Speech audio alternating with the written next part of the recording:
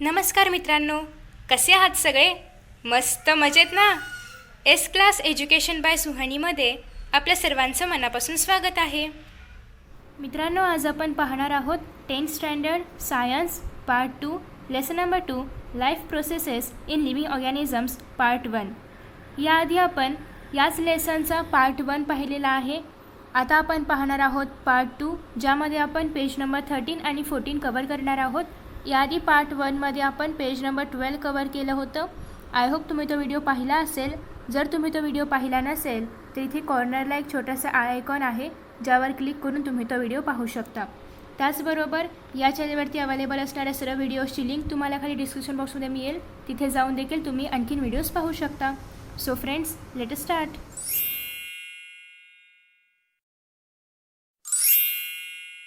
याआधी आपण या लेसनमध्ये काय शिकायचं आहे याची थोडक्यात आयडिया घेतली होती पेज नंबर 12वरती. आता आपण ॲक्च्युअल लेसनला स्टार्ट करणार आहोत. तर यामधील जो सबटॉपिक आहे तर तो आहे living organism and energy production. Living ऑर्गॅनिझम्समध्ये कशाप्रकारे एनर्जी प्रोडक्शन होत असते. आता एनर्जी प्रोड्यूस कशी होते हे पण आपण याआधी पेज नंबर 12वरती बघितलेलं आहे. तेच आता आपण डिटेलमध्ये बघणार आहोत. प्रत्येक प्रोसेस आपल्याला डिटेलमध्ये बघायची आहे. Okay. So in living organisms, respiration occurs at 2 levels, as body and cellular level. Respiration 2 लेवल्समध्ये होतं. एक तर बॉडी लेवलमध्ये जे आपण ऑक्सिजन इनहेल करतो, कार्बन डायऑक्साईड एक्झेल करतो, तर ही झाली बॉडी लेवल. आणि दुसरं आहे सेल्युलर लेवल. आता सेल्युलर लेवलवरती कशाप्रकारे रेस्पिरेशन होतं तेच आपल्याला पेज नंबर 13 आणि 14वरती बघायचं आहे. आणि याच रेस्पिरेशन थ्रू एनर्जी प्रोडक्शन कसं होतं ते पण आपल्याला बघायचं आहे. Oxygen and carbon dioxide are exchanged between body and surrounding in case of respiration occurring at body level. आता इथे काय सांगितलेलं आहे की जेव्हा आपण रेस्पिरेशन करत असतो तर तेव्हा ऑक्सिजन आणि कार्बन डायऑक्साईडचा एक्सचेंजेस आपल्या बॉडीमध्ये घडून येत असतात. म्हणजे आपण ऑक्सिजन घेत असतो, कार्बन डायऑक्साईड सोडत असतो, परत आपण ऑक्सिजन घेत असतो, कार्बन डायऑक्साईड सोडत असतो. तर यामधून ऑक्सिजन आणि कार्बन डायऑक्साईडचे एक्सचेंजेस आपल्या बॉडीमध्ये आणि सराउंडिंगमध्ये घडून येत असतात. पण जेव्हा आपण सेल्युलर लेवलवरती रेस्पिरेशन करत असतो, in case of respiration at cellular level, foodstuffs are oxidised either with or without help of oxygen. आता जेव्हा आपण बॉडी लेवलवरती ऑक्सिजन घेतो तेव्हा रेस्पिरेशन करतो तेव्हा आपण ऑक्सिजन घेतो आणि कार्बन डायऑक्साईड सोडतो. पण जेव्हा आपण सेल्युलर लेवलवरती रेस्पिरेशन बघतो तर तेव्हा फूडस्टफ्स, त्या ठिकाणी आपण जे काही फूडस्टफ्स खाल्लेले आहेत, जे न्यूट्रियंट्स आपल्या बॉडीमध्ये गेलेले आहेत तर ते ऑक्सिडाइज होत असतात. पण ते ऑक्सिडाइज होत असताना एकतर ते एरोबिक असतात किंवा एनारोबिक असतात. एरोबिक म्हणजे ज्याच्यामध्ये ऑक्सिजन इन्व्हॉल्व असतं ते, आणि एनारोबिक म्हणजे ज्याच्यामध्ये ऑक्सिजन इन्व्हॉल्व नसतं ते. म्हणजे सेल्युलर लेवलवरती रेस्पिरेशन होत असताना त्याच्यामध्ये प्रेझेन्स ऑफ ऑक्सिजन पण असू शकतं किंवा ऑक्सिजन ॲब्सेंट पण असू शकतं. ओके. म्हणजे 2 केसेसवरती होतं. एक तर प्रेझेन्स ऑफ ऑक्सिजन आणि दुसरं म्हणजे ॲब्सेन्स ऑफ ऑक्सिजन. ओके. आता इथे आपल्याला एक डायग्राम दाखवलेली आहे. ही डायग्राम इम्पॉर्टंट आहे. तर आता आपल्याला फिलअप्स करायचे आहेत. फर्स्ट या ठिकाणी जे ब्लँक आहे इथे आपण लिहिणार नेसल कॅव्हिटी, कारण इथे जे आहे तर नोजचा कॅव्हिटीचा भाग दाखवलेला आहे ज्याला आपण नेसल कॅव्हिटी म्हणतो. ओके. तुम्ही इथे लिहून घेऊ शकता नेसल कॅव्हिटी. ओके. त्याच्यानंतर सेकंड या ठिकाणी दाखवलेला आहे. आय होप तुम्ही लिहिलं असेल. आता आपण इरेज करूया. ओके. त्याच्यानंतर सेकंड जो पार्ट दाखवलेला आहे तर तो या ठिकाणी माउथ इंडिकेट केलेला आहे, त्याच्यामुळे इथे आपल्याला सिम्पल माउथ लिहायचा आहे, MOUTH. ओके. त्याच्यानंतर थर्ड जो भाग दाखवलेला आहे तर ते लॅरिंग्स दाखवलेला आहे. So LAYRNX. ओके. हे तुम्हाला लिहायचं आहे या थर्ड कॉलममध्ये. त्याच्यानंतर हा जो फोर्थ कॉलम आहे या ठिकाणी आपल्याला ट्रॅकियाचा भाग दाखवलेला आहे. सो इथे आपल्याला लिहायचा आहे ट्रॅकिया. ओके. त्याच्यानंतर हा जो भाग दाखवलेला आहे या ठिकाणी इथे आपल्याला इथे ब्रॉन्कायस दाखवलेले आहेत, ज्या ब्रांचेस सारख्या आपल्या लंग्समध्ये आहेत तर त्याला आपण ब्रॉन्काय म्हणतो. त्याची स्पेलिंग आहे BRONCHI. ओके. ॲक्च्युली ते हँडरायटिंग खूप खराब येते, बट आय होप की तुम्हाला कळतं आहे मी काय लिहिलं आहे ते. आता आपण सगळं इरेज करूया कारण आपल्याला अजून काही पार्ट्स बघायचे आहेत. त्याच्यानंतर इथे जे आहे तर ते लंग दाखवलेलं आहे, त्याच्यामुळे आपण इथे सिम्पल लंग लिहिणार आहोत. लंग्स लिहूया कारण 2 आहेत. ओके. त्याच्यानंतर हा जो भाग आहे ज्याला आपण डायफ्राम म्हणतो, DIAPHRAGM. ओके. त्याच्यानंतर हे जे आहे हे ॲल्व्हिओलाय आहे. ओके, जे आपल्या बॉडीमध्ये ग्रेप्ससारखं स्ट्रक्चर आहे त्यांचं. ओके, दिसतंय ना, ग्रेप्स बलून्ससारखं आहे. ओके, तर अशा प्रकारे हा एक पूर्ण डायग्राम आहे. त्याच्यानंतर आता आपण बघूया, can you tell how many atoms of CH and O are respectively present in a molecule of glucose. आता जर आपण बघितलं तर ग्लुकोज म्हणजे काय, तर C6H12O6. म्हणजेच या ठिकाणी C किती आहे, 6 आहे. Cचे मॉलिक्यूल किती आहेत, 6 आहे. H म्हणजे हायड्रोजनचे किती आहेत, तर 12 आहेत. O म्हणजे ऑक्सिजनचे किती आहेत, तर 6 आहेत. तर अशा प्रकारे C म्हणजे कार्बनचे 6 मॉलिक्युल्स आहेत, H म्हणजे हायड्रोजनचे 12 मॉलिक्युल्स आहेत आणि O म्हणजे ऑक्सिजनचे 6 मॉलिक्युल्स आहेत. ओके,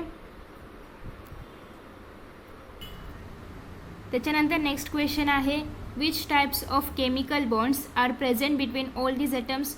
या सगळ्या जे ॲटम्स आहेत आपण जर बघितले, C6 आहे म्हणजे Cचे 6 मॉलिक्युल्स आहेत, H आहे, O आहे.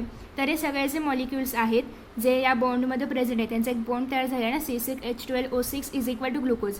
तर हा जो बॉन्ड तयार झालेला आहे तर हा कोणत्या प्रकारचा आहे, 2 प्रकारचे बॉन्ड असतात, तर त्यामधील हा कोव्हॅलंट बॉन्ड आहे.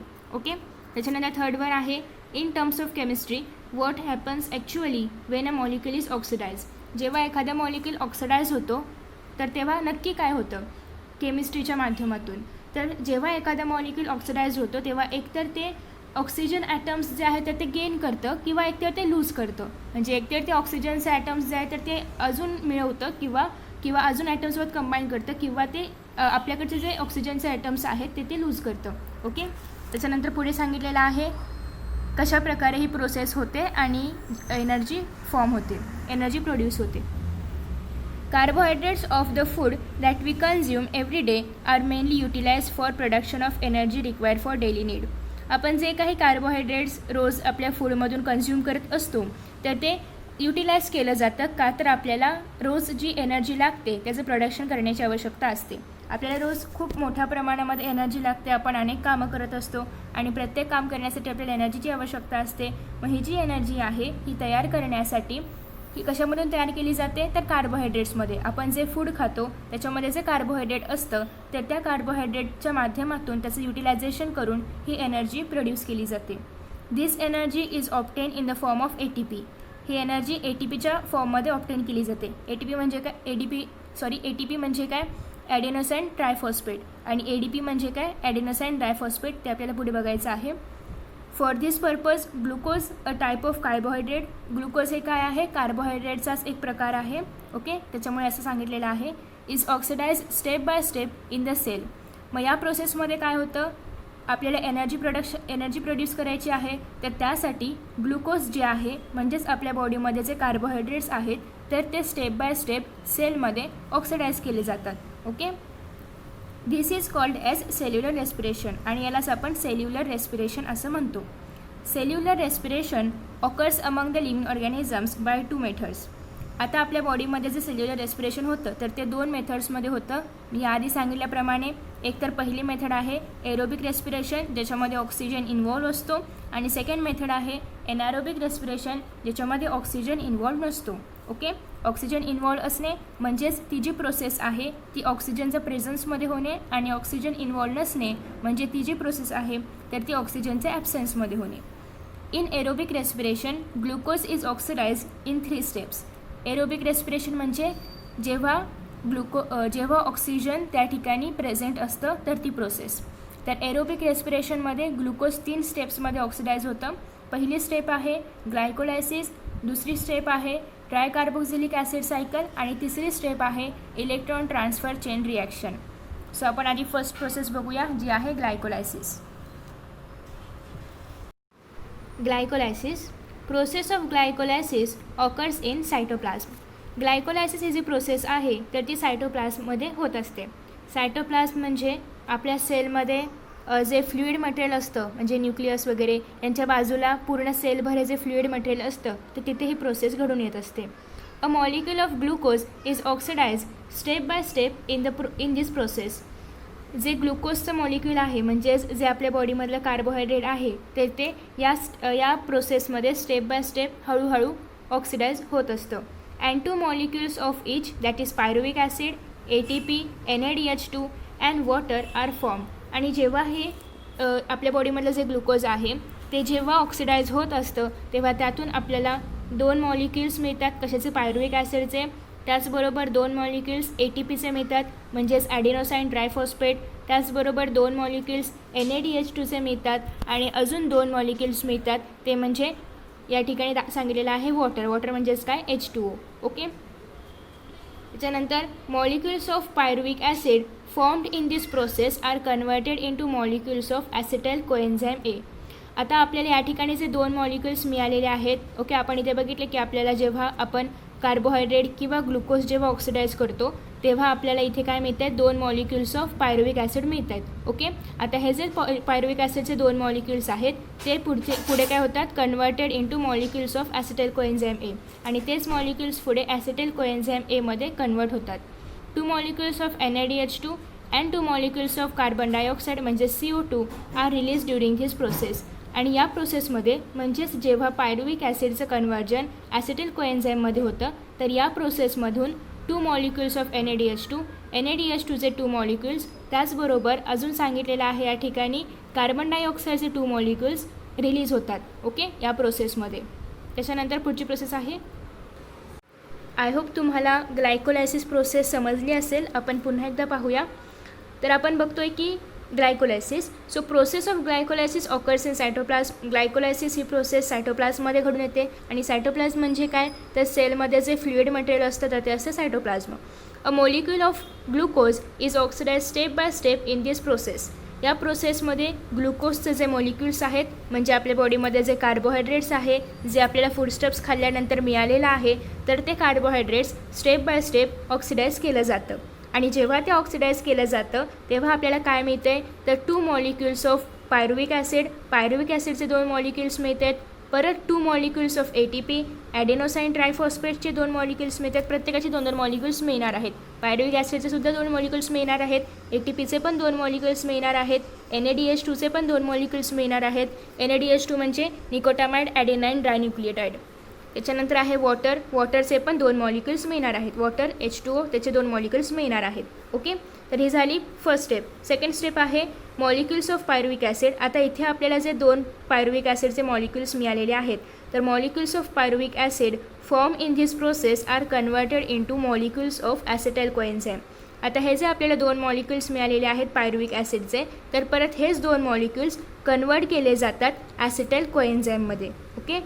इथे जे 2 मॉलिक्युल्स मिळालेले आहेत तर हेच 2 मॉलिक्युल्स ॲसिटाइल कोएन्झाइम एमध्ये कन्वर्ट केले जातात. Okay, simple. त्याच्यानंतर 2 molecules of NADH2 and 2 molecules of carbon dioxide R release during this process. आणि मग ही जी सेकंड प्रोसेस आहे ज्याच्यामध्ये पायरुविक ॲसिडचं कन्व्हर्जन ॲसिटाइल कोएन्झाइम एमध्ये होते तर या प्रोसेसमधून शेवटी NADH2 आणि NADH2चे 2 मॉलिक्युल्स आणि कार्बन डायऑक्साईडचे 2 मॉलिक्युल्स रिलीज केले जातात. NADH2 म्हणजे काय, निकोटामाइड ॲडेनाईन डायन्यूक्लियोटाइड. ओके. आणि ही झाली पूर्ण ग्लायकोलायसिसची प्रोसेस. एवढीच प्रोसेस आहे.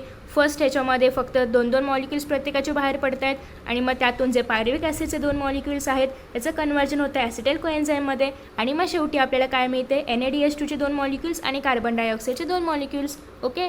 त्याच्यानंतर आता आपण बघणार आहोत नेक्स्ट स्टेप. नेक्स्ट स्टेप आहे ट्रायकार्बोक्झिलिक ॲसिड सायकल. आता ही जी ॲसिड सायकल आहे ही पण एकदम सिम्पल आहे. याच्यामध्ये काय सांगितलेलं आहे, आता इथे आपल्याला पायरुविक ॲसिडपासून 2 ॲसिटाइल कोएन्झाइमचे मॉलिक्यूल मिळालेले आहेत. ओके. 2 पायरुविक ॲसिडपासून काय तयार झाले, 2 ॲसिटाइल कोएन्झाइमचे मॉलिक्युल्स. आता हे जे 2 ॲसिटाइल कोएन्झाइमचे मॉलिक्युल्स आहेत त्यांना आपण घेऊन येणार आहोत ट्रायकार्बोक्झिलिक ॲसिड सायकलमध्ये. ओके. आता त्यांना आपण घेऊन आलो आहे. बोथ मॉलिक्युल्स ऑफ ॲसिटाइल कोएन्झाइम एला ॲसिटाइल कोए असं पण म्हणतात. सो ॲसिटाइल कोए एंटर द मायटोकॉन्ड्रिया. आता सेलमध्ये मायटोकॉन्ड्रिया असतं ते तुम्हाला माहिती आहे. ते कसं दिसतं तर ते अशा प्रकारे दिसतं. ओके. म्हणजेच आपल्या सेलमध्ये अनेक ऑर्गॅनल्स असतात त्याच्यापैकी एक आहे मायटोकॉन्ड्रिया, जे आपण ड्रॉ करताना अशा प्रकारे ड्रॉ करतो. ओके. तर हे असतं मायटोकॉन्ड्रिया. तर हे जे मायटोकॉन्ड्रिया आहे याच्यामध्ये हे 2 मॉलिक्युल्स जे इथे ॲसिटाइल कोएचे तयार झालेले आहेत तर ते एंटर करतात आणि cyclic chain of reactions called as tricarboxylic acid cycle is operated on it in the mitochondria. Cyclic chain of reaction म्हणजेच काय, तर ट्रायकार्बोक्सिलिक ॲसिड सायकल. ओके, तर ही जी ट्रायकार्बोक्सिलिक ॲसिड सायकल आहे is operated on it in the mitochondria. ही मायटोकॉन्ड्रियामध्ये operate केली जाते. Acetyl part of acetyl coenzyme. आता ॲसिटिल कोएन्झाईममध्ये हा जो ॲसिटिल पार्ट आहे, ॲसिटिल कोएन्झाईममध्ये काय असणार आहे, ॲसिटिल असणार आहे. तर ॲसिटिल कोएन्झाईममधलं हे जे काही ॲसिटिल पार्ट आहे, तर acetyl part is completely oxidise through this cyclical process. तर याच्यामध्ये ही जी सायकलिक प्रोसेस आहे याला नावच काय दिलं आहे, सायकलिक चेन ऑफ रिॲक्शन्स. तर या चेनमध्ये ॲसिटिल कोएन्झाईममधला जो ॲसिटिक पार्ट आहे तर तो कम्प्लिटली ऑक्सिडाइज होतो through this cyclic process. And molecules of आता यामधून आपल्याला कोणते कोणते मॉलिक्युल्स मिळणार आहेत, तर CO2, H2O, NADH2 आणि FADH2. आता FADH2 काय आहे, तर फ्लॅविन ॲडिनाइन डायन्यूक्लियोटाइड. ओके, ज्याप्रमाणे NADH2 आहे त्याचप्रमाणे FADH2 आहे. फर्स्ट प्रोसेसमध्ये हे दोघं रिलीज झाले होते. सेकंड प्रोसेसमध्ये कार्बन डायऑक्साईड, H2O म्हणजे वॉटर, NADH2 म्हणजे निकोटामाइन ॲडिनाइन डायन्यूक्लियोटाइड आणि FADH2 म्हणजे फ्लॅविन ॲडिनाइन डायन्यूक्लियोटाइड. हे सगळे लोक काय झाले, बाहेर पडले. ओके, तर अशा प्रकारे ही होती ट्रायकार्बोक्सिलिक ॲसिड सायकल. परत एकदा आपण बघूया. ग्लायकोलायसिसमधून जे काही ॲसिटिल कोएन्झाईम तयार झाले होते, 2 पायरुविक ॲसिडच्या मॉलिक्यूलपासून 2 ॲसिटिल कोएन्झाईम तयार झाले. तर हे दोघं पण कुठे गेले, मायटोकॉन्ड्रियामध्ये गेले. मायटोकॉन्ड्रियामध्ये गेल्यानंतर तिथे एक सायकल ऑपरेट केली जाते. It is known as tricarboxylic acid cycle. तर या सायकलमध्ये काय होतं, ॲसिटिल कोएन्झाईममधला जो ॲसिटिल पार्ट आहे तो कम्प्लिटली ऑक्सिडाइज होतो या सायकलिक प्रोसेसमध्ये आणि मग त्यामधून कार्बन डायऑक्साईड, H2O म्हणजे वॉटर, NADH2 म्हणजे निकोटामाइड ॲडेनाइन डायन्यूक्लियोटाइड आणि FADH2 म्हणजेच फ्लॅविन ॲडेनाइन डायन्यूक्लियोटाइड हे सगळेजण बाहेर पडतात, रिलीज होतात. ओके, सिम्पल आहे. आता आपण बघणार आहोत थर्ड स्टेप जी आहे तर ती आहे electron transfer chain reaction. Okay, आता ही रिॲक्शन काय आहे ते आपण बघूया. सगळ्या रिॲक्शन्स खूप सिम्पल आहेत, काय त्याच्यामध्ये अवघड नाही आहे. हे जे काही नेम्स आहेत NADH2 यांचे पण फुल फॉर्म इथे आपल्याला दिलेले आहेत, तुम्ही इथे पण बघू शकता. ओके, आपण आधी बघून घेऊया. तर NADH2 म्हणजे या ठिकाणी सांगितलेलं आहे निकोटिनामाइड ॲडिनाइन डायन्यूक्लियोटाइड आणि FADH2 म्हणजे flavin adenine dinucleotide. Okay, molecules of NADH2 and FADH2. आता या ठिकाणी जे NADH2 आणि FADH2चे मॉलिक्युल्स तयार झाले, खाली आपण बघितलं की ट्राय कार्बोक्सिलिक ॲसिड सायकल्समध्ये इथे FADH2 आणि NADH2चे मॉलिक्युल्स तयार झाले होते. तर हे जे मॉलिक्युल्स तयार झालेले आहेत तेच पुढे कंटिन्यू होणार आहेत. तर हे जे काही मॉलिक्युल्स आहेत तर ते molecules of NADH2 and FADH2 form during all above processes participate in electron transfer chain reaction. जे काही NADH2 आणि FADH2चे मॉलिक्युल्स तयार झाले होते तर ते सगळे मॉलिक्युल्स पुढे इलेक्ट्रॉन ट्रान्सफर चेन रिॲक्शन, याला ETCR असं पण म्हणतात, याच्यामध्ये ट्रान्सफर होतात. ओके, म्हणजे या प्रोसेसमध्ये ते येतात, पार्टिसिपेट होतात. ड्यू टू धिस, यामुळे 3 molecules of ATP are obtained from each NADH2 molecule and 2 molecules of ATP from each FADH2 molecule. आता या ठिकाणी आपल्याला काय सांगितलेलं आहे की NADH2 आणि FADH2 यांपासून पुढे म्हणजेच NADH2 पासून 3 मॉलिक्युल्स आणि FADH2 पासून 2 मॉलिक्युल्स ATP तयार होतात. 3 molecules of ATP which are obtained from NADH2 and 2 molecules of ATP obtained from FADH2. Okay, तर अशा प्रकारे एकूण ही जी सगळी प्रोसेस आहे याच्यामध्ये शेवटी 38 ATP लागतात. ओके, 38 ATP लागत असतात. 38 ATPचे मॉलिक्युल्स यूज होतात. ओके, जेव्हा ही प्रोसेस एकदम कंप्लीट होणार आहे तेव्हा एकूण 38 ATP तयार होणार आहेत. त्याच्यानंतर पुढे सांगितलेलं आहे beside ATP water molecules are also formed in this reaction. आणि या रिॲक्शनमध्ये वॉटर मॉलिक्युल्स पण तयार होतात. प्रत्येक रिॲक्शनमध्ये वॉटर मॉलिक्युल्स तयार होत आहेत. सो या रिॲक्शनमधून आपण NADH2 पासून 3 molecules ऑफ ATP आपल्याला मिळालेले आहेत आणि FADH2 पासून आपल्याला 2 molecules ऑफ ATP मिळालेले आहेत. त्याचबरोबर शेवटी आपल्याला वॉटरचे मॉलिक्युल्स देखील मिळणार आहेत. त्याच्यानंतर सांगितलेलं आहे electron transfer chain reaction is operated in mitochondria only. ही जे काही रिॲक्शन आहे ही फक्त मायटोकॉन्ड्रियामध्येच ऑप्टेन केली जाते. Okay, thus the molecule of glucose is completely oxidized in aerobic respiration and molecule of carbon dioxide and water are produced along with energy. आणि मग अशा पद्धतीने इथे ATPचे 3 मॉलिक्युल्स आणि 2 मॉलिक्युल्स, 3 मॉलिक्युल्स फ्रॉम NADH2 चे जेवढे मॉलिक्युल असतील त्यातून प्रत्येकातून 3-3 मॉलिक्युल्स आणि FADH2 पासून 2-2 मॉलिक्युल्स, अशा प्रकारे सगळे मॉलिक्युल्स त्या ठिकाणी मिळतात. त्याचबरोबर तिथून वॉटर पण फॉर्म होतं, वॉटरचे पण मॉलिक्युल्स तयार होतात आणि अशा पद्धतीने इथे ग्लुकोज कम्प्लिटली ऑक्सिडाइज होतं. ही थर्ड आणि लास्ट स्टेप आहे ऑक्सिडायझेशन ऑफ ग्लुकोजमधली, म्हणजेच ग्लायकोलायसिसमधली. ओके, ही कसली आहे? लास्ट स्टेप आहे. म्हणजे या ठिकाणी ग्लुकोजचं पूर्णपणे ऑक्सिडाइज झालेलं आहे आणि इथे एरोबिक रेस्पिरेशन संपलेलं आहे आणि शेवटी आपल्याला कार्बन डायऑक्साईड, H2O आणि एनर्जी मिळते आणि अशा प्रकारे इथे ती प्रोसेस कंप्लीट होते.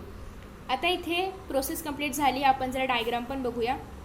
तर डायग्राममध्ये आपल्याला काय सांगितलेलं आहे? पायरुविक ॲसिड एंटर होतं. पायरुविक ॲसिड एंटर होतं म्हणजेच काय? ॲसिटिल कोएन्झाईम, आणि ॲसिटिल कोएन्झाईमचं ऑलरेडी कन्वर्जन कशामध्ये झालेलं आहे? NADH2, FADH2, कार्बन डायऑक्साईड आणि वॉटरमध्ये. म्हणजेच या ठिकाणी पायरुविक ॲसिड एंटर होतं म्हणजेच काय एंटर होतं? तर NADH2, FADH2 एंटर होतात. आता NADH2 आणि FADH2 यापासून प्रत्येकी NADH2 पासून 3 मॉलिक्युल्स ऑफ ATP आणि FADH2 पासून 2 मॉलिक्युल्स ऑफ ATP घेतले जातात आणि मग त्या ठिकाणी परत ग्लायकोलायसिस होतं. त्याचबरोबर वॉटरचे मॉलिक्युल्स तयार होतात आणि शेवटी ॲट लास्ट ही सगळी प्रोसेस कंप्लीट झाल्यानंतर मग त्यातून कार्बन डायऑक्साईड, वॉटर आणि एनर्जी फॉर्म होते. आता इथे मायटोकॉन्ड्रियाचे काही पार्ट दिलेले आहेत. आतमध्ये जे आहे हे पूर्ण ते मायटोकॉन्ड्रिया मॅटर आहे, mitochondrial matter.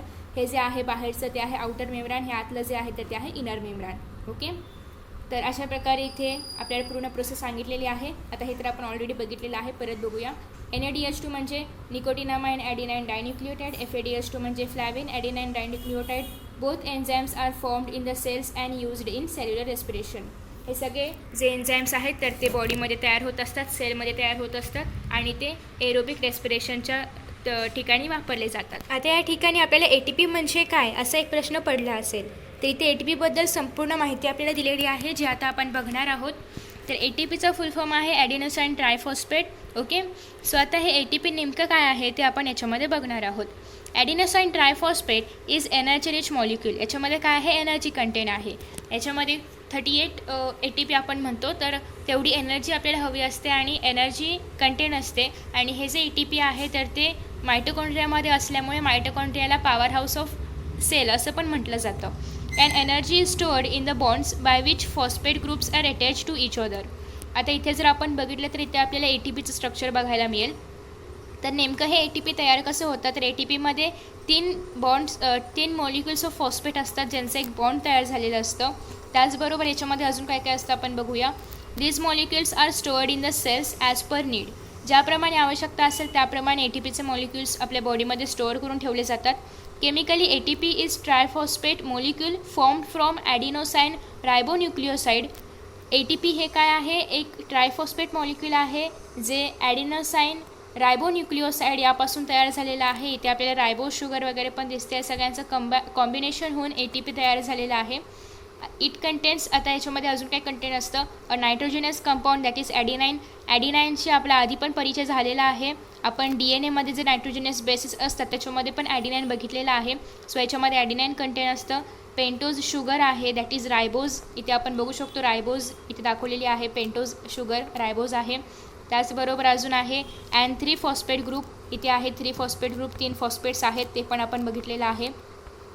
As per the need energy is derived by breaking the phosphate bond of ATP.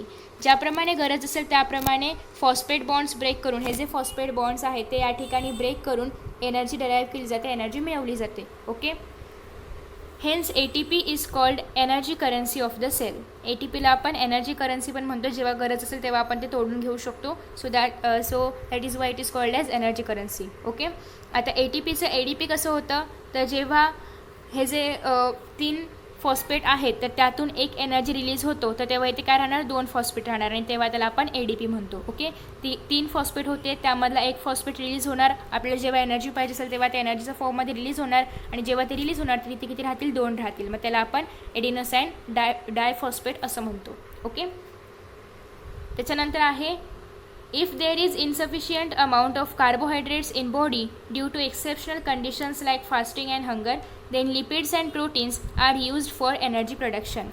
आता जेव्हा आपण उपवास करतो किंवा काही खूप भूक लागली असेल आणि आपल्याला जेवायलाच नाही मिळालं तर अशा कंडिशनमध्ये आपल्या बॉडीमध्ये इनसफिशियंट अमाऊंट ऑफ कार्बोहायड्रेट्स असतात. म्हणजे जेवढे पाहिजे, जेवढी आवश्यकता आहे तेवढे ते नसतात. ओके, तर कशामुळे तसं होतं, तर एकतर आपण उपवास केला तर होतं, किंवा आपल्याला खूप भूक लागली असली आणि जेवायलाच नाही मिळालं तर होतं. तरी अशा केसेसमध्ये आपल्या बॉडीमध्ये कार्बोहायड्रेट्सचं जे अमाऊंट आहे तर ते इनसफिशियंट बनतं, म्हणजे जेवढं आवश्यक आहे तेवढं बनत नाही. Okay, then lipids and proteins are used for energy production. आणि जेव्हा अशा पद्धतीची कंडिशन तयार होते की आपल्या बॉडीमध्ये हवं तेवढं आपल्याला कार्बोहायड्रेट मिळत नाही एनर्जी प्रोडक्शनसाठी, तेव्हा मग काय करायचं, तर तेव्हा आपल्या बॉडीमध्ये जे लिपिड्स आणि प्रोटीन्स आहेत, लिपिड्स म्हणजे काय, the substance form by specific chemical bond between fatty acids and alcohol is called as lipids. Okay, तर हे जे लिपिड्स आहेत, आताच मी सांगितल्याप्रमाणे त्याच्यामध्ये अल्कोहोल आणि फॅटी ॲसिड्सचे बॉन्ड्स असतात. तर हे लिपिड्स आणि प्रोटीन्स हे दोघं एनर्जी प्रोडक्शनसाठी वापरले जातात जेव्हा कार्बोहायड्रेट्स आपल्या बॉडीमध्ये सफिशियंट अमाऊंटमध्ये नसेल तेव्हा, म्हणजेच इनसफिशियंट अमाऊंटमध्ये असेल तेव्हा. इन केस ऑफ लिपिड्सच्या केसमध्ये they are converted into fatty acids. Lipids हे फॅटी ॲसिड्समध्ये कन्वर्ट केलं जातं आणि प्रोटीन्स ॲमिनो ॲसिड्समध्ये कन्वर्ट केलं जातं. ओके, एनर्जी प्रोडक्शन करत असताना ज्याप्रमाणे आपण कार्बोहायड्रेट्स ऑक्सिडाईज होतं, कशाप्रकारे होतं तेवढे सगळ्या स्टेप्स पाहिल्या, तर त्याच पद्धतीने लिपिड्स जे आहे तर ते फॅटी ॲसिड्समध्ये कन्वर्ट केलं जातं एनर्जी प्रोडक्शनसाठी, आणि प्रोटीन्स जे आहे तर ते ॲमिनो ॲसिड्समध्ये कन्वर्ट केलं जातं. फॅटी ॲसिड्स आणि मग हे जे लिपिड्स आणि प्रोटीन्सपासून मिळवलेले फॅटी ॲसिड्स आणि ॲमिनो ॲसिड्स आहेत तर are converted into acetyl coenzyme, आणि मग ॲसिटिल कोएन्झाईममध्ये त्यांचं कन्वर्जन होतं, आणि मग energy is obtained through complete oxidation of acetyl co A by process of Krebs cycle in mitochondria. आणि ज्याप्रमाणे आपण इथे बघितलं होतं की ग्लायकोलायसिसमध्ये शेवटी आपल्याला इथे ॲसिटाइल कोएन्झाईम मिळत आहेत, तर हेच ॲसिटाइल कोएन्झाईम परत ट्रायकार्बोक्झिलिक ॲसिड सायकल, ज्याला आपण क्रेब्स सायकल असंही म्हणतो, त्याला सायट्रिक सायकल असंही म्हटलं जातं. ओके, ह्याचे अनेक नावं आहेत. तर इथे ॲसिटाइल कोएन्झाईम एंटर होतं कुठे, ट्रायकार्बोक्झिलिक ॲसिड सायकलमध्ये ॲसिटाइल कोएन्झाईम येतं जे मायटोकॉन्ड्रियामध्ये एंटर करतं. ओके, तर इथे पण तेच होतं. इथे फक्त जे ॲसिटिल कोएन्झाईम झालेलं आहे तयार, तर ते ॲम्युनो ॲसिड्स आणि फॅटी ॲसिड्सपासून तयार झालेलं आहे, आणि या प्रोसेसमध्ये जे ॲसिटिल कोएन्झाईम तयार झालं होतं तर ते पायरुविक ॲसिडच्या मॉलिक्युल्सपासून तयार झालं होतं.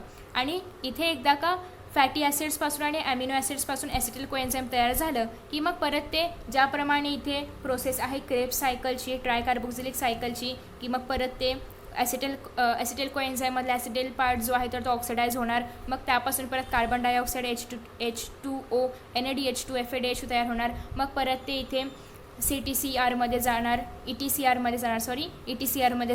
ओके, तर ही जी काही प्रोसेस आहे तर ती होत राहणार आणि मग त्यातून एनर्जी प्रोड्यूस होणार. ओके, तर अशा पद्धतीने हा पार्ट आपण या ठिकाणी पाहिलेला आहे. त्यानंतर इथे आपण फक्त इंट्रोडक्शन टू सायंटिस्ट बघूया, ज्याला आपण क्रेब्स सायकल म्हणतो. तर ती सायकल सर हन्स क्रेब यांनी डिस्कवर केलेली आहे. त्याची एक छोटीशी इन्फॉर्मेशन आहे त्यांची, ती पण आपण बघूया. Process of glycolysis was discovered by 3 scientist, Gustav Embden, Otto Meyerhof आणि Jakob Parnas, along with their colleagues. तर त्यांच्या कलिग्ससोबत या तिघांनी मिळून ही प्रोसेस जी आहे ती डिस्कवर केली होती. For this purpose they perform experiments on muscles. त्यांनी या पर्पजसाठी, या कारणासाठी जे काही एक्सपेरिमेंट्स होते तर ते मसल्सवरती परफॉर्म केले होते. Hence glycolysis is also called as Embden Meyerhof Parnas pathway, म्हणजेच EMP पाथवे असं पण ग्लायकोलायसिसचं म्हटलं जातं, कारण या तिघांनी मिळून ती डिस्कवर केलेली आहे. मग या तिघांची नावं त्याला दिली तर ते EMP पाथवे पण तयार होतं. The cyclical reaction of tricarboxylic acid cycle were discovered by sir Hans Krebs. ही जी सायकल आहे ट्रायकार्बोक्झिलिक ॲसिड सायकल, तर ती सर हन्स क्रेब यांनी डिस्कवर केली होती. Hence this cyclic process is also called as Kreb cycle, आणि म्हणून त्याला क्रेब्स सायकल असं पण म्हटलं जातं. He has been awarded the Nobel prize इन 1953 फॉर दिस डिस्कवरी. या डिस्कवरीसाठी, या शोधासाठी त्यांना 1953मध्ये नोबेल प्राइज पण मिळालेला आहे. ओके, इथे आपण सर हन्स क्रेब यांचे एक पिक्चर पाहू शकतो. त्यांचा जन्म झाला होता 1900मध्ये, मृत्यू झालेला आहे 1981मध्ये. ओके, तर आता यानंतर इथे जी आता आपण जे बघितलं की aerobic respiration through energy production कसं होतं तर ते चार्टच्या माध्यमातून दाखवलेलं आहे. आता आपण ते बघणार आहोत, आणि एनारोबिक रेस्पिरेशन जे आहे तर ते आपण नेक्स्ट व्हिडिओमध्ये बघणार आहोत. ओके, सो फर्स्ट कार्बोहायड्रेट्स जे होते तर ते ग्लायकोलायसिसमध्ये थोड्या प्रमाणात ऑक्सिडाईज केले जातात आणि त्यापासूनचे पायरुव्हिक ॲसिडचे 2 मॉलिक्युल्स तयार होतात. तर ते 2 मॉलिक्युल्सचं कन्व्हर्जन ॲसिटाइल कोएन्झाईममध्ये केलं जातं आणि ॲसिटाइल कोएन्झाईममधले हे जे ॲसिटाइल कोएन्झाईमचे जे 2 मॉलिक्युल्स आहेत तर ते परत मायटोकॉन्ड्रियामध्ये जातात आणि परत क्रेब सायकल मध्ये आपण बघितलेलं आहे कशा प्रकारे प्रोसेस होते. आणि मग त्यामधून परत त्याच्यानंतर ते इलेक्ट्रॉन ट्रान्सफर सायकलिक चेनमध्ये जातात. ओके, रिॲक्शन चेन जे आहे तर त्याच्यामध्ये ते जातात इलेक्ट्रॉन ट्रान्सफर चेन रिॲक्शनमध्ये. आणि मग तिथे गेल्यानंतर परत शेवटी काय आपल्याला मिळतं, काय त्याच्यातून डराईव्ह होतं, काय रिलीज होतं, carbon dioxide plus water plus energy. Okay, in case जर कार्बोहायड्रेट आपल्या बॉडीमध्ये इसफिशियंट अमाऊंटमध्ये असेल, सफिशियंट अमाऊंटमध्ये नसेल तर मग लिपिड्स आणि प्रोटीन्सपासून एनर्जी प्रोडक्शन होते. मग त्यासाठी लिपिड्सचं कन्व्हर्जन फॅटी ॲसिड्समध्ये होतं, प्रोटीन्सचं कन्व्हर्जन अमिनो ॲसिड्समध्ये होतं आणि फॅटी ॲसिड्स आणि अमिनो ॲसिड्स दोघांचं कन्व्हर्जन ॲसिटाइल कोएन्झाईममध्ये होतं. आणि मग परत क्रेब सायकल आणि परत इलेक्ट्रॉन ट्रान्सफर चेन रिॲक्शन होते आणि शेवटी एनर्जी फॉर्म होते. ओके, तर अशा पद्धतीने ही सगळी प्रोसेस आहे. सो फ्रेंड्स, यानंतरच्या पार्टमध्ये आपण एनारोबिक रेस्पिरेशन कशाप्रकारे होतं ते बघणार आहोत. त्याचबरोबर आपण प्रोटीन्स, लिपिड्स, विटॅमिन्स बघणार आहोत आणि त्यानंतर जो आपला 4th पार्ट येईल तर त्याच्यामध्ये आपण सेल डिव्हिजन बघणार आहोत. Okay, so friends, I hope की तुम्हाला हा व्हिडिओ आवडला असेल. तर नक्कीच व्हिडिओला लाईक करा, शेअर करा, त्याचबरोबर चॅनलला सबस्क्राईब करा आणि नोटिफिकेशन बेल आयकॉनवर क्लिक करा.